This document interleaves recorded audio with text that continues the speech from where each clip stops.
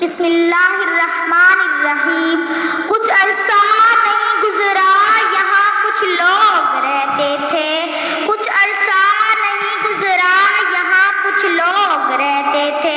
جو دل محسوس کرتا تھا علی الاعلان کہتے تھے، غریباں ساتھ دیوانوں میں ہوتا تھا شمار ان کا، قضا سے کھیلتے تھے وقت کے الزام سہتے تھے۔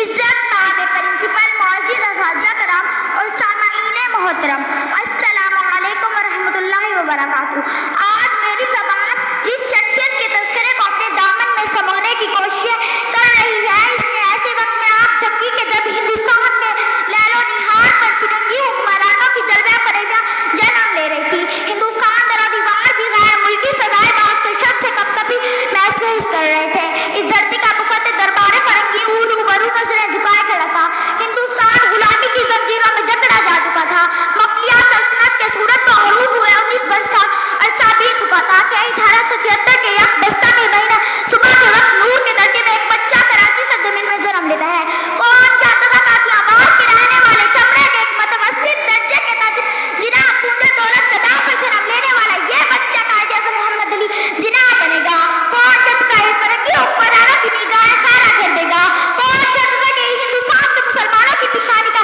جھومر بنے گا، کون جانتا تھا کہ اس کے ایک ایک بول سے نفرتوں کے سمندر ماہی پہ آپ بن جائیں گے، کون جانتا تھا کہ اس کی لبافی کرکٹ فرنگیوں کی راتوں کا چین اور دینوں کا سکون برباد کر دیں گی۔ ارے کون جانتا تھا کہ اس کے الفاظ کی بجلیاں فرنگی ایوانوں میں زلزلہ برپا کر دیں گی، کون جانتا تھا کہ یہ بچہ نعرہ تکبیر ایسا گنجن کرے گا کہ جس سے تمام خانوں کی سلامی بجا میں ٹکرا جائیں گے، کون جانتا تھا کہ یہ بچہ ایسا قابل سالار ہوگا کہ جس کی منزل گیر کا غبار بھی اوزل نہیں کر سکے گا، کون جانتا تھا کہ اس کے رقص کا اس کو غیروں کے خون کو عاطفین نہ بنا دے گی، کون جانتا تھا کہ اس کی آنکھوں کی شرح انگریزوں کی نالین در بغلین کر دے گا، کون جانتا تھا کہ یہ بچہ عظمت رفتہ کی تلاش میں بھٹکتے ہوئے مسلمان اس کی ایک صدا پر جان ہتھیلی پر رکھ کے دوڑے چلے آئیں گے۔ لیکن سنو کرے اس کے مکینوں پھر چشمے پلک نے یہ نظارہ بھی دکھا کر کہا کہ یہی بچہ مسلمان ان کے دل کی ایسی دھڑکن بنا کہ جس کی شخصیت اور کردار کے طوفان نے فرنگی کی فرنگیت کو بحالے میں جا کر